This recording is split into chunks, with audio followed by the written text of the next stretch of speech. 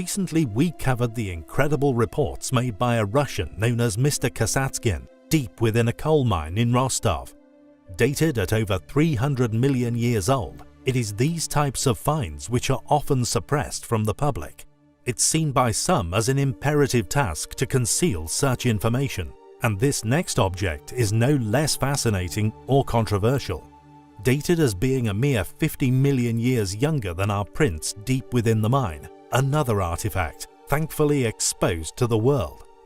The stone, with a mysterious apparent chip embedded within its form, was discovered accidentally by local fisherman Viktor Morozov in Labinsk, a town in Krasnodar Krai. Understandably perplexed by this marvelous find, he quietly notified local university professors regarding his intriguing discovery. After donating the stone to these said professionals, it was discovered that the strange alien object embedded within this pebble is indeed a processing microchip of a clearly unknown origin. Amazingly, it has also been found to still contain processing data which has not yet been deciphered, which when captured and translated could quite possibly shed light on a once existing advanced civilization here on Earth. Or more, it could also, in all possibility, give us a tiny glimpse at an ancient alien civilization who are at this time possible candidates as the creators of this advanced and very ancient chip. The team began to discuss the confusing artifact with other professionals within similar fields of study, and predictably, it was not long until debunking efforts engulfed the investigations. A number of prominent figures coming forth to passionately denounce such research being made public or indeed being undertaken, with explanations of it somehow only being a mere fossil, subsequently being publicly launched, the stone catalogued as such by the majority of the trusting public. This clearly in staunch rejection of reality. The fragment of a once larger microchip contains information we are yet to extract and decipher, information of clearly ancient and possibly alien origin.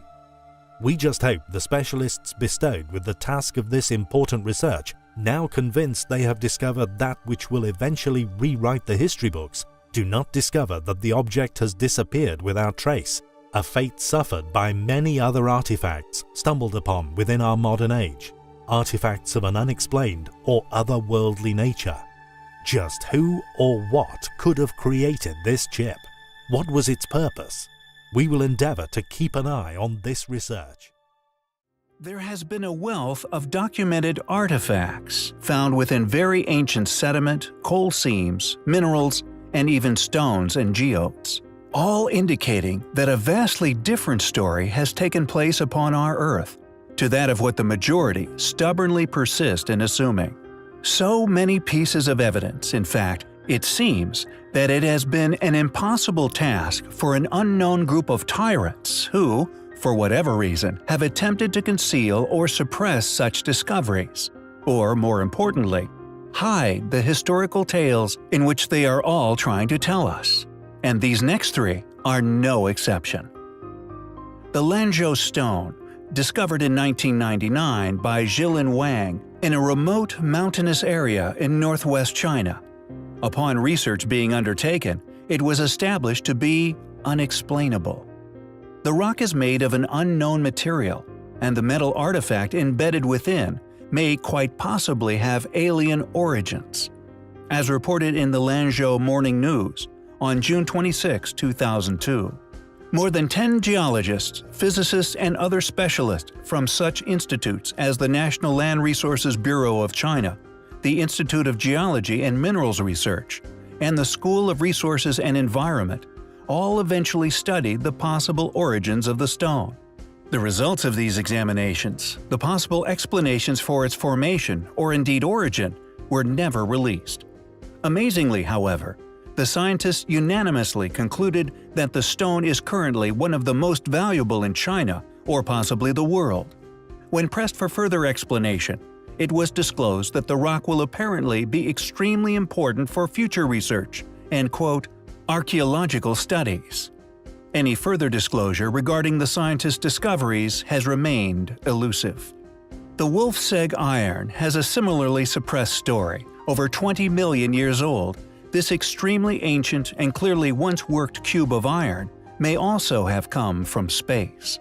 Indeed, that is a conclusion many educated researchers arrived at. Although attempts to discredit such claims involve recent testing, which has shown the cube lacks usual elements present in meteoric material, they all avoid mentioning its strong magnetic characteristics, a signature uncannily similar to that found in meteorites and other objects with an otherworldly origin. It was discovered when a workman at the Braun Iron Foundry in Schöndorf, Austria, was breaking up a block of lignite that had been mined at Wolfsegg. In 1886, mining engineer Adolf Gerlt reported the object to the Natural History Society of Bonn, who noted that the object was coated with a thin layer of rust, was made of iron, and had a specific gravity of 7.75. Early descriptions of the object appeared in contemporary editions of the scientific journals Nature and L'Astronomie, identified at the time by numerous scientists as being a fossil meteorite. Now virtually unanimously concluded to have been man-made, it has thus been unexplainable, stolen at one point. It was strangely returned to another museum, now without a compelling mainstream explanation. It has simply been condemned to the history books as some form of elaborate hoax. Impossible artifacts have been found in the most unusual of places. For example, a seemingly unbreakable piece of unknown metal, possibly a ring of ancient, or according to man's official history, alien origin, found within a geode, encapsulated for over 200 million years.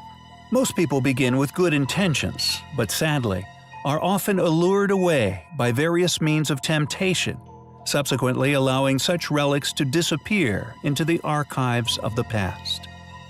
This report and the accompanying image, it seems, is all that we will ever see regarding this compelling artifact. A mysterious fate experienced by many such artifacts. For example, sadly, only the Wolfsegg iron now remains in the public domain for future testing. What secret within our past is felt by some clearly powerful people as an imperative to keep concealed from the majority of the world? Maybe the question should be, will we ever be ready or indeed able to find out? In a small place, once known as Mineral County, in West Virginia rests a very special rock. Known as Waffle Rock, it is a huge piece of something very ancient, lodged in the ground where it must have been struck many thousands of years earlier. No longer visible to the public due to it being several meters below the water level of a dam built in the area, which forced the residents of Mineral County away forever. After a petition by many of the locals, 2 pieces of Waffle Rock were thankfully preserved for future study. One stayed relatively local to the area, while the other is preserved within the Smithsonian Institute. Dr. Jack B. Epstein of the U.S. Geological Survey said, quote, 4 sets of joints are apparent in the Waffle Rock. Just what could have made Waffle Rock clearly remains a mystery, and any hypothesis that links it to possibly having been part of a larger artificial craft quickly shouted down as absurd. The truth is, no one really knows what Waffle Rock is, but such hostility directed towards any extraterrestrial possibilities is something we always find interesting.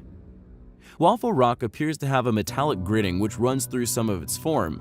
Interestingly, a case we cover in another video regarding another less mentioned find of a very similar, strange suspected rock formation was found nearby. Were these fragments once pieces of an ancient spacecraft? We find it highly suspicious that the powers that be chose to submerge such a curious thing, subsequently hiding it from the world. Lake Superior, the largest of the North American Great Lakes. It is also the largest freshwater lake in the world by surface area. Believed to have first been inhabited 10,000 years ago, after the retreat of the last ice age. However, there exists copper mines upon many of the lake's islands, which many researchers have concluded to be prehistoric. A sophisticated array of tunnels litters the islands, or more specifically, all of North America. Scarred by ancient mine pits as deep as 150 feet, Carbon-14 testing of wood remains found in sockets of copper artifacts indicated they are at least 5,700 years old, although artifacts and evidence at some sites have suggested a date far older than what has been put forward. For example, some investigators believe that the mines were not even built by humans, but are the remains of a sophisticated mining operation that was once undertaken by alien visitors many thousands of years ago. Similar in scale to the ancient Carolina mica mines, mica being a material which we use in electrical components. It must be noted that all of these prehistoric mines show evidence of being abruptly abandoned.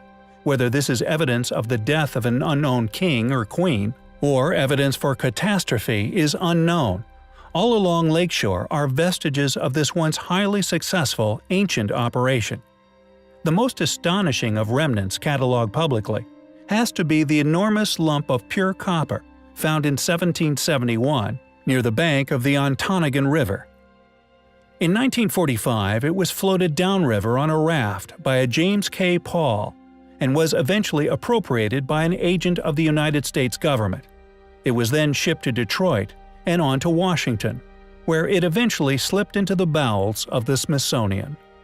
Known as the Ontonagon Boulder, it weighs 3,708 pounds. It was apparently well known to Native Americans. According to the Keweenaw Bay Indian community, the boulder was used by tribe members to make offerings to its manito, or spirit, to seek improvement in their health and well-being. Just how old is the Ontonagon Boulder, or indeed the mine from which it came? Although many would like you to believe the mines are less than 5,000 years of age, we think many factors surrounding them suggest that they are far older than that. In 1972, a French factory began importing high-quality rare uranium ore from Oklo in Africa's Gabon Republic. Many quickly began to wonder where they had acquired such a difficult thing to make. It turned out that the uranium had come from a place which should have rewritten the history books, yet it seems to have been quietly brushed into the archives of the past. They found the site of origin had functioned as a large-scale nuclear reactor. Amazingly though, this reactor was in operation some 1.8 million years ago and was functioning for over 500,000 years. These unbelievable claims were not made lightly, or indeed by anybody. They were conclusions by some of the greatest minds on Earth. For example, Dr. Glenn T. Seaborg, former head of the United States Atomic Energy Commission and Nobel Prize winner for his work in the synthesis of heavy elements, explained to the press why he believed it wasn't a natural phenomenon and must have been a man-made nuclear reactor. He stated that for uranium to burn in a reaction, very precise conditions are needed. The water must be extremely pure, much purer than exists anywhere naturally. The material, U-235, is also necessary for this type of nuclear fission to occur, one of the isotopes not found naturally in uranium. Additionally, several specialists in reactor engineering have also come forward to testify that they believe the uranium in Oklo could not have been rich in U-235 enough for a reaction to take place naturally. It must have, somehow, been a man-made operation. And new research has only deepened the mystery, confirming that water regulated the nuclear reactions in a cyclic pattern similar to that of a geyser. Alex Meshik and his colleagues at Washington University of St. Louis have determined that the Oklo reactor, which comprises several separate sites, ran for 30 minutes and then shut off for 2.5 hours before starting over. The time is characteristic of water infiltrating rocks and then being boiled off once reaction started. When the water all boiled away, the reaction stopped until new water percolated back down. This geyser-like activity also prevented a runaway reaction. "It's amazing it didn't explode," Message said. Instead, it efficiently released energy in short pulses for an extremely long period of time. Just who could have possibly been around over 1.8 million years ago? Or, more specifically, able to enrich uranium and create nuclear power? Is man's history on Earth really that old? It seems, according to numerous nuclear specialists and the compelling evidence they present, that is exactly the case. If you enjoy our content, if you think our battle worthy, please help us to continue our voyage of discovery in unraveling the mysteries of history. Links to donate can be found within the description. Without you, we cannot survive. Thank you.